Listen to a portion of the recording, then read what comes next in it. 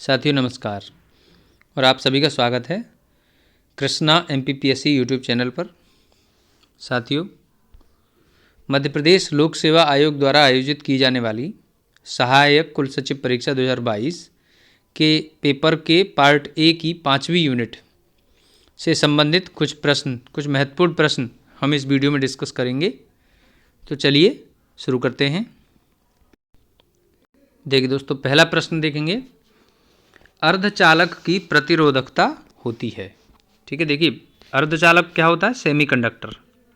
ठीक है, semi conductor. तो सेमी कंडक्टर और प्रतिरोधकता की बात करें तो रेजिस्टिविटी। ठीक है, तो ये क्या है?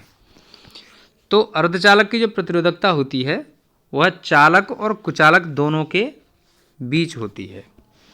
मतलब यह है कहने का कि अर्धचालक ऐसा पदार्थ है, ऐसा मटेरियल है जिसमें चालक के भी गुण हैं और अचालक के भी गुण होते हैं। ठीक है, तो आंसर क्या हो जाएगा? चालक और कुचालक के बीच प्रतिरोधकता होगी। ठीक है, देखिए दोस्तों, अगला प्रश्न यहाँ पर क्या है? परमाणु के नाभिक में होती हैं। ठीक है, देखिए परमाणु के नाभिक की बात हम कर रहे हैं। तो देखिए परमाणु का नाभिक इस तरह से मान लीजिए होता है। तो परमाणु के नाभिक में अंदर न्यूट्रॉन और प्रोटॉन होते हैं। ठीक है, और इसके बाहर जो है इलेक्ट्रॉन चक्कर लगाते हैं। ठीक है, तो परमाणु के नाभिक में क्या क्या है? न्यूट्रॉन और प्रोटॉन होते हैं। ठीक है, चलिए आगे देखेंगे अगला क्वेश्चन। देखिए दोस्तों, अगला प्रश्न यहाँ पर पूछा गया है कि डायोड का उपयोग निम्न में से क्या करने के लिए करते हैं। ठीक है, देखिए AC को DC में बदलने के लिए, तरंग को तीव्र करने में, मॉड्यूलेशन में, या फिर DC को AC में परिवर्तित करने में। देखिए दोस्तों, डायोड जो है उसका काम AC करंट को DC में बदलना है। ठीक है, चलिए अगला प्रश्न यहाँ पर है, PNP ट्रांजिस्टर में नहीं होता है। ठीक है, देखिए एमीटर, बेस, गेट या फिर कलेक्टर। ठीक है, तो देखिए यहाँ पर क्या है कि जो PNP देखिए ट्रांजिस्टर की बात कर रहे हैं। तो ट्रांजिस्टर कौन कौन से होते हैं? देखिए PNP होता है और एक NPN होता है। ठीक है, ये दो ट्रांजिस्टर होते हैं। तो हम बात कर रहे हैं PNP की। तो PNP ट्रांजिस्टर में एमीटर होता है, बेस होता है और कलेक्टर होता है। ठीक है, क्या नहीं होता है? तो उसकी बात करें तो क्या नहीं होता है? तो इसमें गेट नहीं होता है। ठीक है, तो आंसर क्या हो जाएगा? गेट। ठीक है, चलिए अगला प्रश्न देखेंगे, कमजोर इनपुट सिग्नल को, वीक इनपुट सिग्नल को प्रबल आउटपुट है ना में परिवर्तित करने वाली युक्ति क्या है? ठीक है, देखिए कमजोर यानी वीक इनपुट को प्रबल आउटपुट का मतलब हो गया जो बहुत ही ज़्यादा स्ट्रेंथफुल हो। तो उसमें परिवर्तित करने के लिए कौन सी डिवाइस यूज करते हैं? तो उसके लिए हम एम्पलीफायर को यूज करते हैं। ठीक है, एम्पलीफायर वो डिवाइस होती है। और डायोड की मैंने बताया था अभी कि वो AC को DC में बदलने के लिए यूज करते हैं। ठीक है, चलिए और ट्रांसफार्मर का काम क्या है? वोल्टेज को रेगुलेट करना। ठीक है, वोल्टेज को रेगुलेट करना। चलिए आगे देखेंगे अगला क्वेश्चन। देखिए अगला प्रश्न है यहाँ पे, देखिए सोशल नेटवर्किंग साइट्स और इंटरनेट से संबंधित है। खोज क्षमता यानी कि सर्च। ठीक है, ईमेल, समाचार, स्टॉक की कीमत, ठीक है, मौसम संबंधी जानकारी, खेल और मनोरंजन जैसी सेवाएं एक साथ कहाँ मिलेंगी? तो देखिए ये सब सुविधाएं जो है पोर्टल पे मिल जाएंगी आपको। ठीक है, ऑनलाइन। ठीक, और अपडेट भी होता रहता है इसमें। ठीक है, अखबार का क्या काम है कि अखबार जो एक बार प्रिंट हुआ तो वो अपडेट नहीं होगा, अगले दिन ही चीज़ें अपडेट हो पाएंगी। ठीक है, तो इस तरह से तो पोर्टल जो है एक ऐसा माध्यम है जो कि ऑनलाइन अपडेट भी हो जाती हैं चीज़ें, और इस पर आप एक साथ कई काम देख सकते हैं, कर सकते हैं। ठीक है, चलिए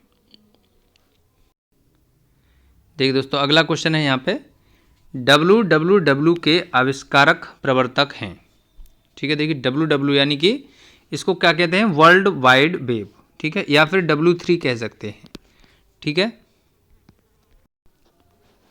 ठीक है, तो इसको W3 बोलते हैं, और यह एक्चुअली है क्या, इन्फॉर्मेशन स्पेस होता है, ठीक है, ऑनलाइन इन्फॉर्मेशन स्पेस। 1990 में पहली बार टेस्ट करने के लिए इसको शुरू किया गया था। तो इसके संस्थापक या आविष्कारक कौन है, टिम बर्नर्स ली, ठीक है। चलिए अब देखिए दोस्तों, अगला क्वेश्चन क्या है, देश का यानी भारत का प्रथम साइबर पुलिस स्टेशन, साइबर अपराध पुलिस स्टेशन कहाँ है, ठीक है। तो first cyber crime police station कहाँ पर है, देखिए दोस्तों, यह है बेंगलोर में, ठीक है, बेंगलोर कर्नाटक में, ठीक है। और इसको जो है 2001 में खोला गया था, ठीक है। IT act, information technology act, ये कब आया, 2000 में, ठीक है, 2000 में। तो इसी के तहत जो है, इसी अधिनियम के तहत यह थाना या ये पुलिस स्टेशन खोला गया, और यहाँ पर इसी एक्ट के तहत केस रजिस्टर किए जाते हैं, ठीक है। चलिए देखिए दोस्तों, अगला क्वेश्चन है यहाँ पे, HTTP का पूर्ण रूप क्या है, ठीक है। तो HTTP का पूर्ण रूप जो है वो, देखिए यहाँ पर एक्चुअली दिया नहीं गया है, ठीक है, तो इसका आंसर नन हो जाएगा यहाँ पर। तो एक्चुअली होता क्या है, हाइपर टेक्स्ट ट्रांसफ़र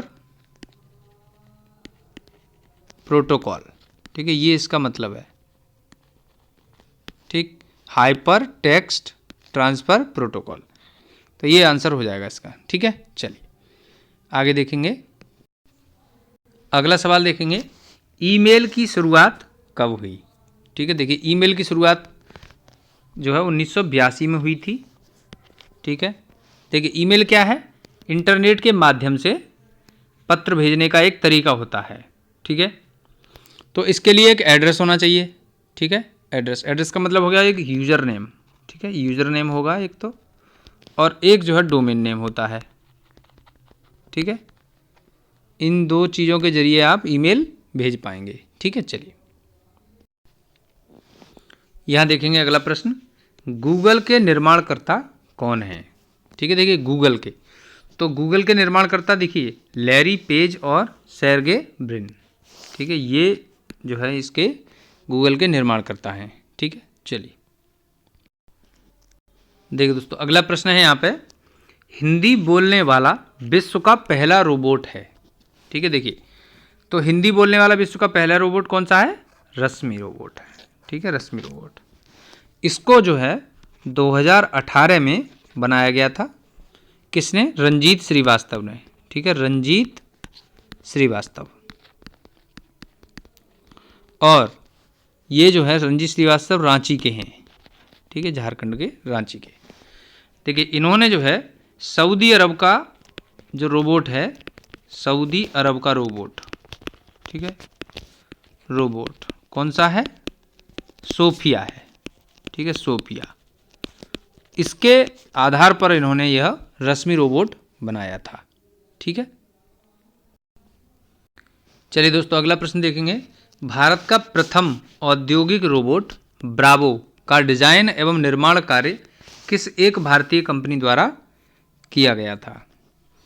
देखिए दोस्तों, ब्रावो रोबोट का जो डिज़ाइन है वह TAL मैन्युफैक्चरिंग सॉल्यूशंस ने किया था, ठीक है। TAL क्या है, टाटा ऑटोमेशन लिमिटेड, यह टाटा समूह की कंपनी है, ठीक है। तो जो ब्रावो रोबोट है ये क्या क्या कर सकता है, देखिए ये कटिंग कर सकता है, कटिंग, सीलिंग, ठीक है, चैम्फरिंग, ऐसे ही अन्य ऑटोमेटिक कार्य, मुश्किल से मुश्किल ऑटोमेटिक कार्य कर देता है, ठीक है। चलिए ठीक है, चलिए अगला प्रश्न देखेंगे, रोबोटिक्स के संदर्भ में पूमा क्या है, ठीक है। देखिए PUMA क्या है, तो ये PUMA जो है इसका मतलब है programmable universal machine for assembly, ठीक है, ये एक टेक्निक है। तो अब देखिए ये 1978 से ऑटोमोबाइल इंडस्ट्री में टेक्निक को प्रयोग में लाया जा रहा है, ठीक है। चलिए देखिए दोस्तों अगला क्वेश्चन क्या है, स्वार्म रोबोट हैं। देखिए एक ऐसा रोबोट जो पूर्णतः एक आवरण के अंदर बनाया जाता है, एक ऐसा रोबोट जो बिना किसी ऑपरेटर के निर्देश के पानी के भीतर तैर सकते हैं, एक ऐसा रोबोट जो एक स्थान पर स्थित होता है, या फिर कई रोबोट जो परस्पर तालमेल से कार्य करते हैं। ठीक है, तो स्वार्म रोबोट क्या है यहाँ पे? देखिए दोस्तों, स्वार्म रोबोट का मतलब ये है कि कई रोबोट जब एक साथ परस्पर तालमेल से कार्य करें तो वे स्वार्म रोबोट होते हैं। ठीक है, देखिए दोस्तों, बहुत ही महत्वपूर्ण प्रश्न है, पूछा गया है साइबर नाइफ क्या है। ठीक है, देखिए साइबर नाइफ रोबोट के बात करने का तरीका, रोबोट द्वारा रेडियो सर्जरी प्रणाली, या रोबोट द्वारा अटैक, या फिर इनमें से कोई नहीं। ठीक है, देखिए तो ये जो साइबर नाइफ है ये एक्चुअली रोबोट द्वारा रेडियो सर्जरी प्रणाली है।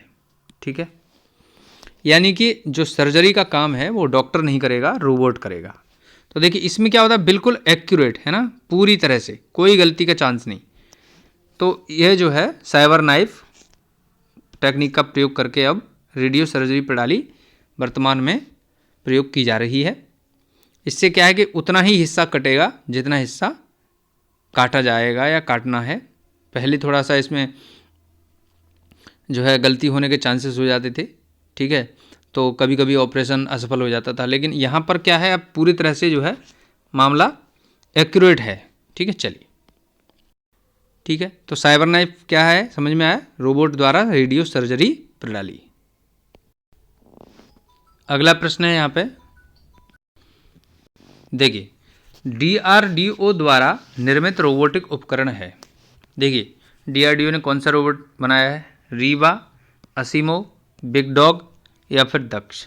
ठीक है, देखिए तो DRDO जो है वो भारत का संस्थान है। ठीक है, रक्षा उपकरण संबंधी। तो इसने जो है दक्ष नाम का रोबोट विकसित किया है। ठीक है, दक्ष।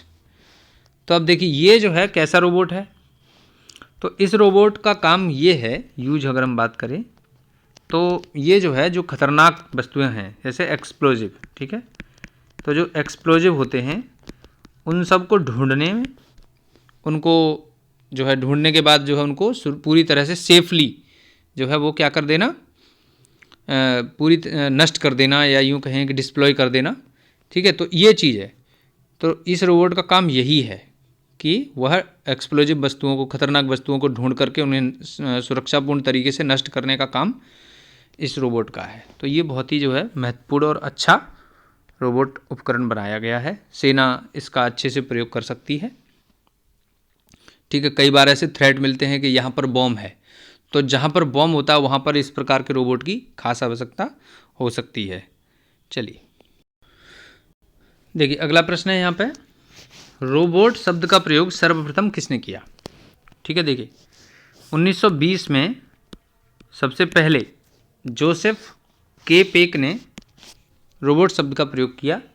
ठीक है, और अगर हम बात करें आधुनिक रोबोट की, देखिए आधुनिक रोबोट जो हैं उनकी बात करते हैं, तो ऐसे आधुनिक रोबोट जो हैं वो निकोला टेस्ला, ठीक है, निकोला टेस्ला, उन्होंने इसका कॉन्सेप्ट दिया है।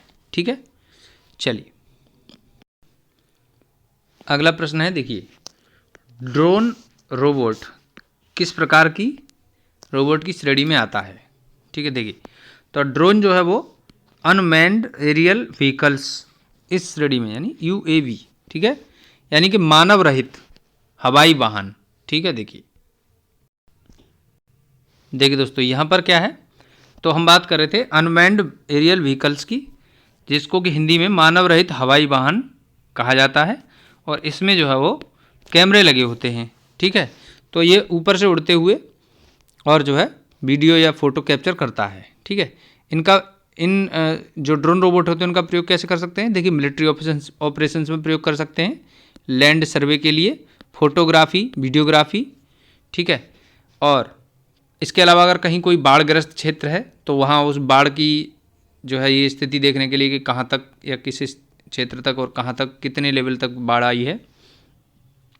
ठीक है, और ऐसे ही जो भूकंप प्रभावित क्षेत्र हैं या फिर सुनामी, इस तरह से, तो हम डिजास्टर मैनेजमेंट को भी ड्रोन रोबोट के थ्रू कंट्रोल या मैनेज कर सकते हैं। ठीक है, और ड्रोन रोबोट की बात करें तो यह जो है एक हवाई जहाज़ जितना बड़ा, या फिर यह जो है हाथ की हथेली में आ जाने के जो है लेवल में भी बनाया जा सकता है ज़रूरत के उस हिसाब से। ठीक है, चलिए अगला प्रश्न है, देखिए दोस्तों, विश्व के पहले रोबोट कर्मचारी युक्त होटल की शुरुआत किस देश में हुई है? ठीक है, देखिए विश्व के पहले रोबोट कर्मचारी युक्त होटल, यानी सभी कर्मचारी कैसे हैं, रोबोट हैं, तो वो कहाँ पर है, तो वह जापान में है। ठीक है, जापान में होटल है, उसका नाम है हैन ना। ठीक है, हैन ना होटल। ठीक है, और ये कहाँ पर है, ये है नागासाकी में। ठीक है, नागासाकी में। ठीक है, नागासाकी पर जो है हमें याद होगा नागासाकी और हिरोशिमा। ठीक है, हिरोशिमा, तो यहाँ पर जो है बम गिराए थे, परमाणु बम। ठीक है, अमेरिका ने। ठीक है, 1945 में। चलिए आगे देखेंगे अगला क्वेश्चन। देखिए दोस्तों, अगला प्रश्न है यहाँ पे, फादर ऑफ रोबोटिक्स किसे कहा जाता है? देखिए, फादर ऑफ रोबोटिक्स कहा जाता है जोसेफ एंजल बर्गर को। ठीक है, तो इसके बाद अगर जॉन मैकार्थी की बात करें तो ये क्या है, ये हैं father of AI. Father of AI यानी कि आर्टिफिशियल इंटेलिजेंस, इसके यह पिता माने जाते हैं। ठीक है, बाकी ये फादर ऑफ रोबोटिक्स कौन है, जोसेफ एंजल बर्गर। ठीक है, चलिए अगला क्वेश्चन है, किस संगठन ने व्योम मित्र नाम के भारतीय रोबोट को विकसित किया है? ठीक है, व्योम मित्र, तो ये व्योम मित्र जो है वो इसरो, जो हमारा भारत का इंडियन स्पेस रिसर्च ऑर्गेनाइजेशन है, उसने विकसित किया है, और यह गगनयान के लिए। ठीक है, गगनयान के लिए इस रोबोट का जो है विकास किया गया है। ठीक है, चलिए अगला क्वेश्चन देखेंगे, इंटरनेशनल फेडरेशन ऑफ रोबोटिक्स का मुख्यालय कहाँ स्थित है? तो देखिए, इंटरनेशनल फेडरेशन ऑफ रोबोटिक्स का मुख्यालय फ्रैंकफर्ट में स्थित है। ठीक है, फ्रैंकफर्ट कहाँ है, जर्मनी में। ठीक है, जर्मनी में एक शहर है। ठीक है, मेन नदी है, मेन नदी। ठीक है, मेन नदी के तट पर यह स्थित है, फ्रैंकफर्ट। चलिए देखिए दोस्तों, अगला प्रश्न है यहाँ पे, देखिए ये कह रहे हैं कि हैक्टिविज्म क्या है? ठीक है, हैक्टिविज्म, तो हैक्टिविज्म क्या है?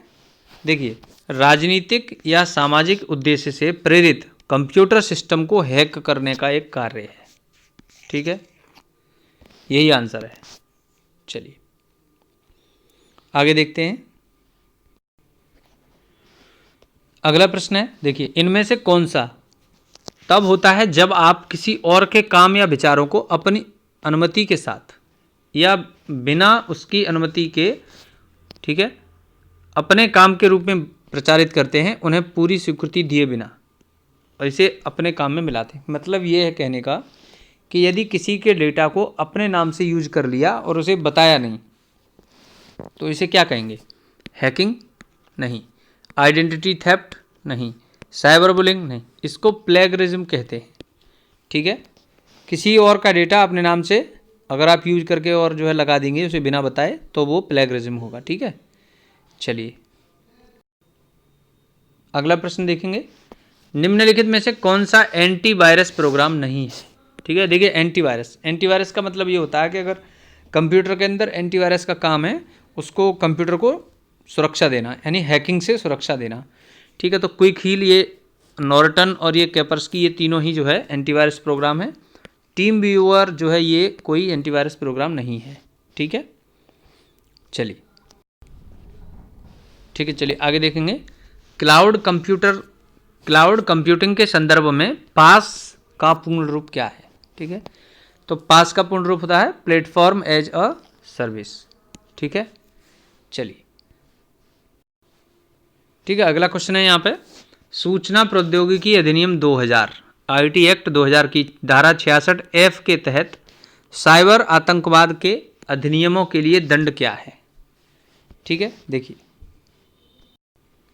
ठीक है, देखिए दोस्तों, यहाँ पर क्या है, आतंकवाद की बात की गई है, तो साइबर आतंकवाद। अब देखिए, साइबर आतंकवाद है तो यदि देश की अखंडता, सुरक्षा और एकता को अगर कोई जो है नष्ट करने की कोशिश करता है, तो उसके लिए आईटी अधिनियम 2000 की धारा 66F के तहत आजीवन कारावास की सजा का प्रावधान है। ठीक है, चलिए अगला क्वेश्चन है आईटी अधिनियम 2000। ठीक है, आईटी एक्ट 2000 में कितनी अनुसूचियां हैं? ठीक है, देखिए आईटी एक्ट 2000 में 4 अनुसूचियां हैं। ठीक है, 4। इसके अलावा 13 अध्याय हैं। ठीक है, 13 अध्याय, और 13 अध्यायों में कितनी धाराएं हैं? 94 धाराएं हैं। ठीक है, चलिए, और इसे भारत का पहला साइबर कानून कहा जाता है। ठीक है, अगला प्रश्न है कंप्यूटर मतलब पहला कंप्यूटर वायरस इनमें से किसको कहा गया?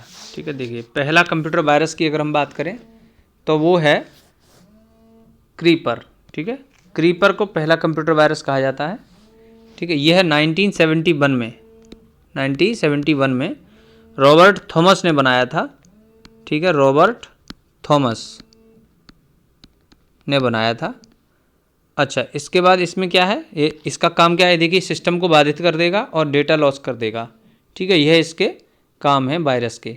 ठीक है, चलिए अगला है निम्नलिखित में से कौन सा प्रचलित एंटीवायरस का उदाहरण है?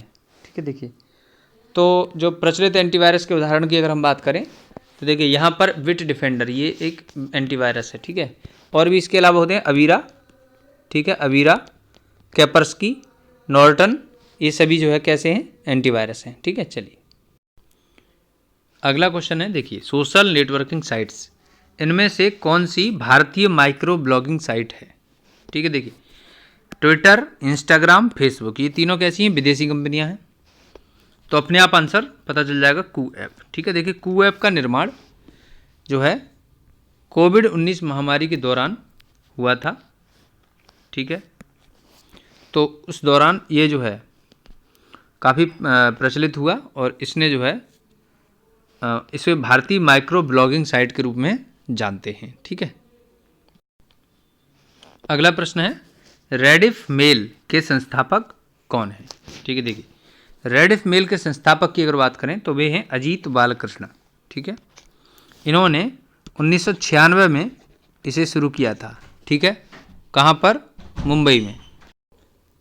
ठीक है, देखिए रेडिफ मेल को 1996 में स्थापित किया गया था मुंबई में। ठीक है, किसके द्वारा? अजीत बालकृष्ण के द्वारा।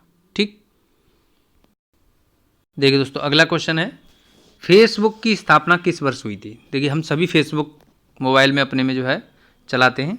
ठीक है, तो इसकी स्थापना फरवरी 2004 में की गई थी। ठीक है, मार्क जकरबर्ग के द्वारा। ठीक है, चलिए ठीक है, देखिए फेसबुक की स्थापना तो 2004 में फरवरी में हुई थी और इसकी स्थापना जो है वो मार्क जकरबर्ग ने की थी। अमेरिका के रहने वाले हैं। ठीक है, और इसकी ओनर कंपनी जो है वो क्या नाम है उसका? मेटा। ठीक है, मेटा। चलिए दोस्तों अगला क्वेश्चन देखते हैं। व्हाट्सएप बहुत ही प्रचलित है, लोकप्रिय है, लगभग सभी के स्मार्टफोन में मिलेगा। तो इसके संस्थापक पूछे गए हैं। तो देखिए इसके संस्थापक हैं ब्रायन एक्टन और जैन कॉम। ठीक है, ये जो है इसके संस्थापक हैं। 2009 में इसकी स्थापना हुई थी। ठीक है, 2009 में स्थापना हुई और ये 2014 तक इंडिविजुअली चलता रहा और 2014 में जा कर के जो है इसको फेसबुक ने खरीद लिया। ठीक है, फेसबुक ने खरीद लिया था। चलिए आगे देखेंगे अगला। देखिए अगला प्रश्न है यहाँ पे सबीर भाटिया। ठीक है, देखिए सबीर भाटिया का संबंध निम्न में से किसके साथ है? देखिए तो ये सबीर भाटिया जो हैं इन्होंने हॉटमेल कंपनी का निर्माण या हॉटमेल जो है सोशल नेटवर्किंग साइट है उसको बनाया था। ठीक है, 4 जुलाई 1996 को 1996 में इसे बनाया था। ठीक है, 4 जुलाई 1996 को इसे बनाया गया था और 1997 में 1997 में इसको जो है माइक्रोसॉफ्ट ने खरीद लिया था। ठीक है, और जब इसे खरीद लिया तो इसका नाम बदल करके आउटलुक करके इन्होंने निकाला, ठीक है, आउटलुक। चलिए अगला प्रश्न है यहाँ पे, फेसबुक की सहायक कंपनियां कौन कौन सी हैं। देखिए दोस्तों, फेसबुक की सहायक कंपनियां इंस्टाग्राम, व्हाट्सएप, ऑकुलस VR, उपरोक्त सभी। ये सभी कंपनियां जो है फेसबुक की सहायक कंपनियां हैं, ठीक है। अगला प्रश्न है यहाँ पे, देखिए यूट्यूब का पेरेंट ऑर्गेनाइजेशन कौन सा है, ठीक है। देखिए यूट्यूब का पेरेंट ऑर्गेनाइजेशन है अल्फाबेट, ठीक है, ये इसका पेरेंट ऑर्गेनाइजेशन है, ठीक है। चलिए देखिए दोस्तों, अगला प्रश्न है यहाँ पे, आर्टिफिशियल इंटेलिजेंस के जनक कौन है, ठीक है। देखिए आर्टिफिशियल इंटेलिजेंस के जनक जो हैं वो कौन है, जॉन मैकार्थी, ठीक है, जॉन मैकार्थी इसके जनक हैं, ठीक है। देखिए जॉन मैकार्थी जो हैं वो अमेरिका के रहने वाले थे, ठीक है, और इनका जन्म 1927 में हुआ था और 2011 में इनका निधन हुआ, ठीक है। और ये कंप्यूटर वैज्ञानिक थे, ठीक है, कंप्यूटर वैज्ञानिक, और इन्हें कंप्यूटर वैज्ञानिक के तौर पर एलन ट्यूरिंग यह जो है अवार्ड दिया गया था, ठीक है, 1971 में, ठीक। यह कंप्यूटर के क्षेत्र में दिया जाने वाला सबसे बड़ा अवार्ड है, ठीक है। चलिए देखिए दोस्तों, अगला क्वेश्चन है, कृत्रिम तरीके से विकसित बौद्धिक क्षमता को क्या कहते हैं। देखिए दोस्तों, कृत्रिम तरीके से विकसित बौद्धिक क्षमता को हम आर्टिफिशियल इंटेलिजेंस कहते हैं, ठीक है। यानी इसमें क्या है कि कंप्यूटर को सोचने समझने की शक्ति दे देना, ये जो है क्या है, आर्टिफिशियल इंटेलिजेंस कहलाएगा, ठीक है। अगला प्रश्न है, देखिए जॉन मैकार्थी ने किस टेस्ट को आधार बनाकर आर्टिफिशियल इंटेलिजेंस विकसित किया, ठीक है। देखिए इन्होंने आर्टिफिशियल इंटेलिजेंस बनाने के लिए ट्यूरिंग टेस्ट का जो है एप्लीकेशन बनाया था, ठीक है, ट्यूरिंग टेस्ट के लिए एप्लीकेशन किया, और इसके आधार पर ही इन्होंने जो है वो यानी कि AI को विकसित किया। अब वर्तमान और भविष्य में AI जो है बहुत बड़ी जो है बहुत बड़े स्कोप के साथ आएगा, ठीक है, स्कोप, ठीक है, सही। चलिए आगे देखते हैं। अगला प्रश्न हम देख रहे हैं यहाँ पे, 1981 में 5th जनरेशन नामक योजना की शुरुआत किस देश ने की थी, ठीक है। देखिए ये 5th जनरेशन योजना की शुरुआत जापान ने की थी, ठीक है, जापान ने। अब देखिए जापान ने ये योजना कैसे शुरू की, देखिए एहुद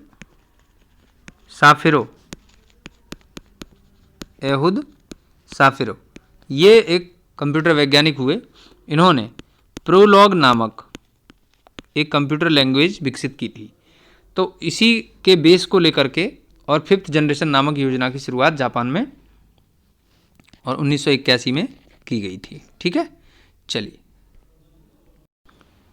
देखिए दोस्तों, अगला क्वेश्चन है, 1997 में IBM द्वारा बनाए गए किस कंप्यूटर ने शतरंज के विश्व विजेता गैरी कास्परोव को हरा दिया था, ठीक है। देखिए शतरंज के महान खिलाड़ी गैरी कास्परोव जो है कंप्यूटर से हार गए, ठीक है। तो कंप्यूटर कौन सा था वो, डीप ब्लू, ठीक है, डीप ब्लू। ये जो डीप ब्लू कंप्यूटर जो है, अगर हम इसकी बात करें तो यह चेस प्लेइंग एक्सपर्ट सिस्टम है, और इसका विकास 1985 में किया गया था, ठीक है। किस कंपनी ने किया था, IBM ने, ठीक। चलिए दोस्तों, अगला क्वेश्चन देखते हैं, गूगल डीप माइंड कंपनी की स्थापना कब हुई थी, ठीक है। देखिए तो गूगल डीप माइंड कंपनी की स्थापना की बात करें तो 2014 में इसकी स्थापना हुई थी, ठीक है। देखिए यहाँ पर समझ लेते हैं डीप माइंड, ठीक है, डीप माइंड ये जो कंपनी है डीप माइंड, ये ब्रिटिश कंपनी थी, ठीक है, ब्रिटिश कंपनी। इसकी स्थापना 2010 में हुई थी और 2014 में इसको गूगल ने खरीदा, तो इसका नाम गूगल डीप माइंड हो गया, ठीक है। चलिए अगला क्वेश्चन है, देखिए यूरोपीय संघ के पहले आर्टिफिशियल कार्यक्रम का नाम क्या था, ठीक है। देखिए यूरोपियन संघ के इस आर्टिफिशियल कार्यक्रम का नाम था एस्प्रिट, ठीक है, एस्प्रिट, यानी किसको कहते हैं, ESPRIT, ठीक है, ये है। इसका मतलब है European strategic programme on research in information technology. ठीक है, अगला प्रश्न है एप्पल कंपनी द्वारा 4 अक्टूबर 2011 को बनाए गए आर्टिफिशियल इंटेलिजेंस प्रोग्राम पर आधारित वॉइस असिस्टेंट का नाम क्या है। ठीक है, देखिए दोस्तों, जो वॉइस असिस्टेंट है गूगल का, सॉरी एप्पल कंपनी का, उसका नाम है सीरी। ठीक है, सीरी। चलिए अगला सवाल है एलेक्सा, जिसका आविष्कार 2014 में किया गया था, किस कंपनी का वर्चुअल वॉइस असिस्टेंट है। तो ये है अमेजॉन कंपनी का। ठीक है, अमेजॉन कंपनी का वर्चुअल वॉइस असिस्टेंट है। ठीक है, cloud based voice assistant service है ये। ठीक है, चलिए इसके अलावा अगर बात करें तो देखिए अमेजॉन कंपनी के मालिक की बात करें तो क्या नाम है उनका, जेफ बेजोस। ठीक है, जेफ बेजोस इनका नाम है। ये दुनिया के नंबर 1 जो है मतलब कह सकते हैं कि जो है जो मतलब सॉरी दुनिया के सबसे ज़्यादा पैसे वाले व्यक्ति के रूप में इनकी पहचान की गई थी कुछ समय पहले। ठीक है, अब देखिए इसके बाद इनकी बात करें कि कहाँ के हैं, तो सिएटल के हैं। सिएटल कहाँ पर है, सिएटल अमेरिका में। ठीक है, चलिए अगला प्रश्न देखेंगे CBSE 11th क्लास के बच्चों को आर्टिफिशियल आधारित शिक्षा प्रदान करने के लिए किस कंपनी से समझौता किया है। देखिए दोस्तों, ये जो है इंटेल कंपनी के साथ समझौता हुआ है। ठीक है, इंटेल। तो ये जो इंटेल कंपनी है ये एक सेमीकंडक्टर चिप बनाती है। ठीक है, इसकी स्थापना की बात करें तो 1968 में स्थापना हुई थी। ठीक है, अमेरिका की कंपनी है। ठीक है, सेमीकंडक्टर चिप बनाती है। अगला प्रश्न हम देखेंगे विश्व का पहला पुलिस अधिकारी रोबोट, है ना, रोबोट पुलिस अधिकारी कौन है जिसे 2017 में दुबई पुलिस बल में शामिल किया गया। ठीक है, तो वो है रोबोकॉप। ठीक है, रोबोकॉप जो है वो पुलिस बल में, दुबई पुलिस बल में शामिल किया गया था। ठीक है, 2017 में। चलिए इसके बाद आगे देखते हैं। अगला प्रश्न है यहाँ पे, देखिए बिक्सबी क्या है। ठीक है, देखिए दोस्तों अगला क्या है, बिक्सबी। ठीक है, बिक्सबी क्या है, अब देखिए अमेजन का वर्चुअल वॉइस असिस्टेंट, तो ये तो एलेक्सा है, हमने पढ़ा था अभी। ठीक है, एलेक्सा। सैमसंग का, एप्पल का कौन सा है, सीरी है। ठीक है, तो सैमसंग का वर्चुअल वॉइस असिस्टेंट है ये। ठीक है, तो यहाँ आंसर क्या होगा, सैमसंग का वर्चुअल वॉइस असिस्टेंट है ये। ठीक है, चलिए अगला प्रश्न देखेंगे डॉक्टर स्नेहा चैटबॉट, जिसका निर्माण लंदन की एक कंपनी AI फॉर गुड ने किया है, का संबंध इनमें से किस टीवी सीरियल से है। ठीक है, तो इसका संबंध है मैं कुछ भी कर सकती हूँ, इससे संबंधित है। ठीक है, इसका एक्चुअल में नाम है SNEHAI। ठीक है, इस तरह से इसको जो है रिप्रेजेंट किया जाता है, और ये एक चैटबॉट है। ठीक है, इसको 2019 में शुरू किया गया था। ठीक है, हिंदी और इंग्लिश दोनों ही लैंग्वेज में ये उपलब्ध है। ठीक है, चलिए देखिए दोस्तों अगला प्रश्न क्या है, देश की पहली बैंकिंग रोबोट लक्ष्मी है, जिसे तमिलनाडु के कुडनकुलम में स्थापित किया गया है, और यह किस बैंक का है। ठीक है, देखिए सिटी यूनियन बैंक में इसे स्थापित किया गया है, और देखिए यहाँ कुडनकुलम नहीं है बल्कि कुंभकोणम है। ठीक है, कुंभकोणम। ठीक, तो देखिए यह जो है 125 से ज़्यादा सवालों के जवाब देता है लक्ष्मी रोबोट। ठीक है, चलिए अगला प्रश्न है आस्क दीक्षार चैटबॉट, जो हिंदी और अंग्रेजी दोनों भाषाओं में बात कर सकता है, किसके द्वारा बनाया गया है। ठीक है, देखिए आस्क दीक्षा चैटबॉट जो है वो IRCTC, ठीक है, IRCTC ये इंडियन रेलवे का जो है चैटबॉट है। ठीक है, चलिए ठीक है, देखिए अगला क्वेश्चन है पहली बार जून 2017 में ट्रैफिक रोबोट सिस्टम का प्रयोग भारत में कहाँ किया गया। ठीक है, देखिए तो ये किया गया था इंदौर में। ठीक है, इंदौर में, हमारे मध्य प्रदेश के इंदौर में सबसे पहले 2017 में ट्रैफिक रोबोट सिस्टम का प्रयोग किया गया था। और अगर हम वर्ल्ड वाइड देखें तो इसका सबसे पहले प्रयोग अफ्रीका में किया गया था। ठीक है, अफ्रीका में। चलिए अगला प्रश्न देखेंगे, निम्नलिखित में से किस ई कॉमर्स कंपनी ने शॉप्सी नामक ऐप लॉन्च किया है जो भारतीयों को मुफ्त में ऑनलाइन दुकानें शुरू करने की अनुमति देता है। ठीक है, देखिए ये जो है ये फ्लिपकार्ट ने शुरू किया है।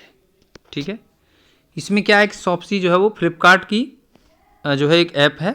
ठीक है, 2023 में यह है शुरू हुआ है। ठीक है, 25 मिलियन से ज़्यादा, ठीक है, 25 मिलियन से ज़्यादा इसमें शुरू हुआ है ऑनलाइन दुकानें। ठीक है, अपनी अपनी बिना जो है किसी शुल्क के इसे शुरू किया जा सकता है। ठीक, अगला सवाल देखेंगे, फ्लिपकार्ट, अमेजन, ईबे इत्यादि किस खंड से संबंधित है। देखिए ये संबंधित है B2C। ठीक है, B2C का मतलब है बिजनेस टू कस्टमर। ठीक है, चलिए देखिए दोस्तों अगला क्वेश्चन है, ई कॉमर्स में COD की फुल फॉर्म क्या होती है। ठीक है, देखिए COD की फुल फॉर्म होती है कैश ऑन डिलीवरी। ठीक है, अगला सवाल हम देख रहे हैं यहाँ पे, ई रकम पोर्टल किसके कल्याण से संबंधित है। तो देखिए ई रकम जो है वो किसानों के कल्याण से संबंधित है। ठीक है, ई रकम का मतलब है राष्ट्रीय किसान कृषि मंडी। ठीक है, राष्ट्रीय किसान कृषि मंडी। ठीक है, और यह केंद्र सरकार द्वारा संचालित है। ठीक है, पोर्टल। चलिए आगे देखेंगे अगला प्रश्न जो है यहाँ पे पूछा गया है, सारथी is a web portal of. ठीक है, देखिए सारथी जो वेब पोर्टल है वो ministry of road transport and highways का है। ठीक है, और इस पोर्टल पर क्या होता है, जैसे आपको लाइसेंस बनवाना है या फिर जो है ना, इससे संबंधित कोई गाड़ियों के पेपर्स ट्रांसफ़र कराने हैं, तो इस तरह से जो है चीज़ें सारथी वेब पोर्टल के माध्यम से की जा सकती हैं। ठीक है, ये ई गवर्नेंस के मामले हैं सभी। ठीक है, अगला सवाल है यहाँ पे, देखिए कंप्यूटर और इंटरनेट का उपयोग करने वाले लोगों और इस तक न पहुँचने वाले लोगों के बीच अंतर को क्या कहा जाता है। ठीक है, यानी कुछ लोग कंप्यूटर यूज करते हैं, इंटरनेट यूज करते हैं, कुछ लोग नहीं यूज करते हैं, तो इस बीच जो डिफरेंस है, ये जो गैप है, इसको क्या कहते हैं, इसको डिजिटली डिवाइड कहते हैं। ठीक है, डिजिटल डिवाइड। अगला प्रश्न देखेंगे, निम्नलिखित में से कौन से ई शासन प्रणाली के लाभ हैं। ई शासन यानी ई गवर्नेंस। ठीक है, तो देखिए सरलता, दक्षता और जवाबदेहिता सही है। नागरिकों को गुणवत्तापूर्ण सेवा, ये भी सही है। सूचना तक बेहतर पहुंच, ये भी सही है। शासन तक विस्तारित पहुंच, ये भी सही है। ठीक है, ये प्रश्न जो है इस तरह का है कि इसमें पूछे गए थे कि कौन से 1 2 3 सही हैं या 2 3 4 सही हैं या 3 4 2 इस तरह सही हैं, तो इस तरह से है। तो इसमें सभी कथन सही हैं। ठीक है, सभी सही हैं। ठीक है, अब देखिए ई गवर्नेंस की बात अगर हम करें तो ई गवर्नेंस जो चार प्रकार की है। ठीक है, देखिए एक तो G2G होता है। ठीक है, गवर्नमेंट टू गवर्नमेंट। एक होता है G2C यानी कि गवर्नमेंट टू जो है सिटीजन। ठीक है, इसके बाद ठीक है अगला है G2B। ठीक है, G2B, और इसके बाद है G2E यानी कि गवर्नमेंट टू एम्प्लॉय। ठीक है, G2B यानी गवर्नमेंट टू बिजनेस और G2E यानी गवर्नमेंट टू एम्प्लॉय। ये 4 प्रकार की ई सर्विसेज, ई गवर्नेंस सर्विसेज होती हैं। ठीक है, देखिए दोस्तों हमने अभी अभी सहायक कुल सचिव परीक्षा के लिए पार्ट ए की 5वीं यूनिट के कुछ महत्वपूर्ण प्रश्नों को इस वीडियो में डिस्कस किया। तो यदि आपको यह वीडियो पसंद आया है, अच्छा लगा है, तो इसे लाइक करें, शेयर करें, कमेंट करें, और यदि आप चैनल पर नए जुड़े हैं तो इसे सब्सक्राइब कर लीजिए। Thanks for watching.